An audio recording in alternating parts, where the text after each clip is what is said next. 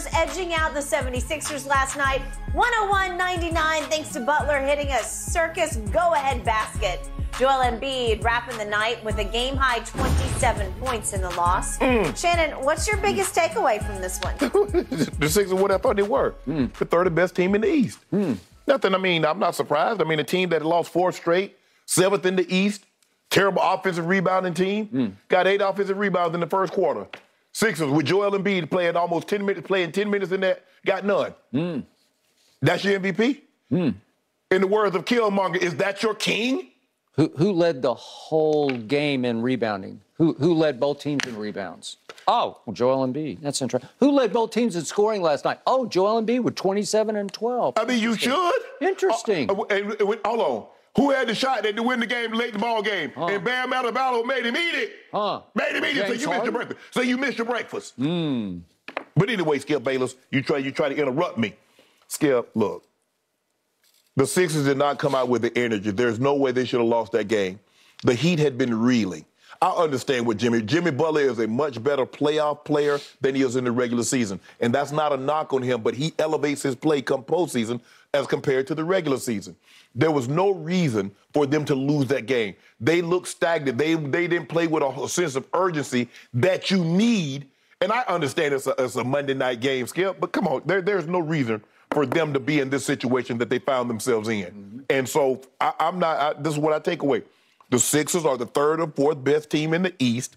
They're clearly not in the same stratosphere as the Bucks and the Celtics, and you saw that on full display last night. Yeah, I did see the Celtics on full display, not even be able to score 100 points at Madison Square Garden and get blown off the floor. Skip, y'all didn't score 100 either. Way to go. Did the Sixers score 100? No. Okay, then. Are the Miami Heat last year's conference finalists? Did they not push the Celtics to the brink in the conference finals last year? Yes, they did. Are they exactly the same team they were last year? Yes, they are. Let me ask you a question. Who's better, the Knicks or the Heat? Yeah. He know, but you about to Shannon? You was about to say the Heat, and he flashed them lights like, okay, Skip, okay. The Heat are still serious business. The Heat, when they decide to, can take it up a level that other teams cannot take. So here it was. They had lost 4 in a row. They were stinking. They knew they were stinking. And all of a sudden they come out and make 41% of their three-point shots. They've been horrible from 3. And all of a sudden they're just raining threes. Yeah. All of a sudden, Jimmy Butler said he's returning to his old stomping grounds in Philadelphia. He didn't like it there, and he said, watch this. Yeah. And that was vintage Jimmy Butler. And that shot he made that actually won the game, up and under circus shot on Joel Embiid. I think we already showed it once, but show it again. Look at this. This is sensational. Where's the 3rd best defensive player in the NBA right there? That's on you. Yeah. Jimmy Butler said that's on you. Okay, well, he's about to get his shot blocked, and he pulled off one of the great up and unders I've ever seen. And then that looked like MJ right there. Glass. Woo-hoo! That was the effectively game-winning shot. Giannis would have blocked that shot. Okay, so the point, you're exactly right. Philly did not take them seriously. And all of a sudden, they look up and they're down 8 at half. And all of a sudden, the 4th quarter comes and they're down again. And Joel says, I got you. Because Joel Embiid, believe it or not, is 3rd in clutch free throws made in this league this year. He is 6th in clutch plus minus. He's 8th in clutch points scored. He is the reason that they have been as successful as they have been. Since January 1st, they have the 3rd best record in the NBA because of Joel Embiid, because he should be the MVP, but they're going to give it to you. They don't give it. Stop that.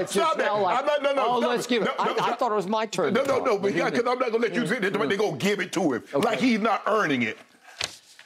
Once again, on January 28th, it wasn't that long ago, would you believe that Embiid and Jokic met face-to-face, grill-to-grill, snarl to snarl? Would you believe that Joel Embiid scored 47 with 18 rebounds and Jokic scored 24 with 8 rebounds? Yeah. He annihilated Jokic. He tore him apart. That's one game. He spat him out. That's one game. Okay, well, last night was one game that the Sixers did not take seriously, and still, they had a play at the end of the game. And I'm going to show you how objective I am. This is what I always do to LeBron. Joel Embiid made the quote-unquote right basketball play.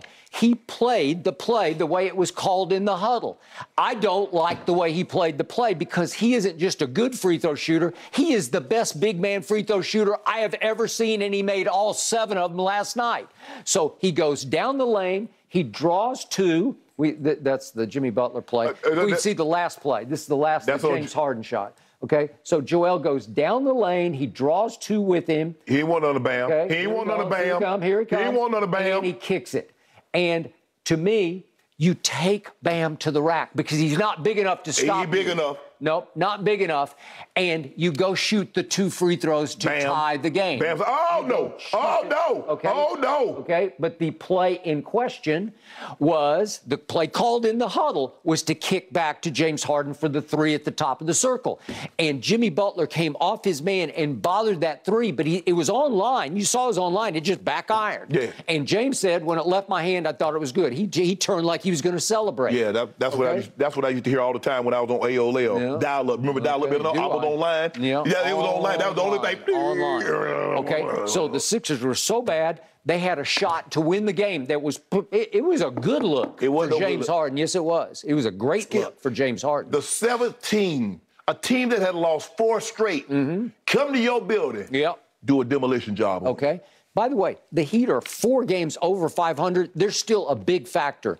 And I think they're ready to take off. And then what you call them? Didn't JT just did a number on you in your building? Didn't JT just do a number on you? Well, he didn't do a number. Did a number. He made 1 shot. He shot the ball poorly. Oh, there you go. And Joel Embiid made the most unbelievable one-hand push 70-foot shot I've ever seen, and it came a tick late. It was a tick late. If it was late, it didn't count. So Joel Embiid is ranked 6th in defensive win shares, and Jokic is 37th in defensive win shares. Does that count? No, it does. But you know what? You said something that you said Joel Embiid is plus 58 and plus minus. Do you know who's number 1 at plus 82? Okay, I didn't say that. I was doing clutch points. Clutch plus minus. Plus 82. Yoke. MVP. Say it with me, Skip. I want you to say it slowly so it'll resonate with you. Who has made the most free throws per game in the NBA, in the whole NBA? Skip. Joel Embiid. Exactly. Joel Embiid. Just imagine. Do you realize he makes twice as many free throws a game as Yoke does? Because Yoke's soft. No, Skip. He's just a big old silly putty. Did you see the man? He's a big old ball of silly putty. Did you see the man's arms? Yeah. The man great. Yeah, you see that? Yeah. And there's not one foul call. He's like he was in a sword fight and lost. Every time cuts everywhere on the man's arm. Ernestine walks by the TV, she says, "What's wrong with his arms? He's all scratched." Exactly. And they not called one. You looked at Joel Embiid, foul on number 15. You looked at Joel Embiid too long, 2 shots. Yo can't get the man scratched all up, Skip. You saw that. You know why he gets them? Because they know he'll make them. Yo can make them too. Yo shooting 83%. Hey, but not like this guy shoots them. This guy, every night I look, he's 18 for 18. How do you do that? Well, how you another 40-point triple-double? A big. Wait, how could... Wait, Joel Embiid's making 86% of his free throws, and LeBron's making 75%? No, LeBron is not in the MVP discussion. Nikola Jokic is. Okay. He's going to be the MVP 3 times. He's going to have 3. Your guy have none. At some point in time, you have to come on. You want to join my team? You want to join my team? Because it seems like I be picking them MVPs. I can pick them. So the leading scorer in the league is Joel Embiid. I don't know how, but he is. No, actually, it's Luka Doncic is 33.1. Joel Embiid is 33.0. Okay. So you don't got that to hang your hat on anymore. He went into this game and he came out of this game not. Okay. He went into 27, still led both teams in scoring. No, he needed 20. How do you 29. justify when they went head-to-head? How do the voters justify they went head-to-head and it was a complete annihilation? That's one game. One game. What am I supposed to do about the other 81? What am I supposed to do about the 3 games that Boston's already lost to Orlando? What am I supposed to do? Hello. You make it seem like Orlando beat y'all too now. Don't do that. Don't do that, Skip. But Orlando did a number on y'all. Yeah, but 3 times. So? Last night was just one game against the Eastern Conference finalist from last year. Okay. Oh, interesting. They lost. Okay. The Celtics lost to the Knicks, who'd won 6 in a row, right? They won 6 in a row. Jalen Brunson. They're still the Knicks. Hold up. That's the Heat. The Celtics. What about the Celtics? Well, hold on. They got a better record than you. Oh, man. They got a better record than your team. Yeah. You're going to eat these words. You're going to eat them. Yoke's going to win the MVP because it's like the thing. That's the don't do that. Don't do that. We've got to give him a 3rd straight because it's okay because he's earned it. He's not? No, he hasn't beaten. He's not better than Joel Embiid. So we're not. So what we go? What am I supposed to do with 27? You know what? Speaking of 27, if I went to 30 GMs and said, you want Embiid or Jokic, they'd all take Embiid. And I tell you, what you want? I mean, what you want? You're not going nowhere, but you're not going. Yoke going to take you far. And I close my case by reminding you that at the All-Star game, as they chose up sides, the first pick went to LeBron James, and he said, I want Joel Embiid. But see, LeBron might have won if he'd picked Jason Tatum. The last pick that he made, his fifth and last pick in the first round of the starters picks, he picked Jokic. So wait. First pick was Embiid, last pick was Jokic. That's LeBron James. He got the highest IQ in basketball. The man said, he closed my case. Yoke said, I'm not cut out for this game, but put me in a game with real officials that you really play and watch these triple-doubles pile up. Really? Well, how is Embiid more cut out for this game than Jokic? He's not cut out for it either. Well, LeBron took him first. And it was a mistake. And it was, guess what? It was the first time LeBron and James had lost. Yeah. He had never taken Joel Embiid in first, and when he had an opportunity to, and he lost. I think LeBron was sending a message to the voters. You guys need to wake up. Lesson learned. Wake up and smell the Embiid flowers. I bet next year. Send him flowers. I bet next year, well, first of all, the likelihood he's probably not going to be, well, Kevin Durant's out of the East now, so he'll probably be one of the, because JT going to be there. Giannis is going to be one, so that's two. So he'll be at the third spot. I bet he don't go number one next year. I bet he don't go number one next year. I don't care about next year. I care about this year when he deserves the MVP because he's just more valuable. No, he's not. Yeah, yeah. Well, if he's more valuable, why his team don't have a better record? Well, Denver's got the mile-high altitude. He played there. Oh, well, he got the Liberty Bell. Freedom, brother, love. Everybody come to Philly. Just want to love on Joel. You so great, man. Joel the troll. It's actually the city of brotherly shove. Yeah. Skip, you just going to give it up to Yoke. Yeah. I'm not giving it up because my guy destroyed your guy. My guy actually plays this thing called defense. My guy blocks shots. Well, I couldn't tell he didn't block Jimmy Butler's shot last night. Who could have? Giannis. Wilt still couldn't have blocked it. 8 offensive rebounds in the first quarter. Joel Embiid had none. In the first quarter, Joel Embiid had 2 rebounds. 2! Well, who led all rebounders? He had 12 at the end, right? But Joel had 4 turnovers in the first half. You can't do that. Whoa! And you put your team in an 8-point hole, and Yoke you couldn't dig them out. That's one thing about Yoke. He don't do that. Yeah. One game. It was one game. I'm actually going to be very sad. Your guy had 6 turnovers. I told you he had 4 at half.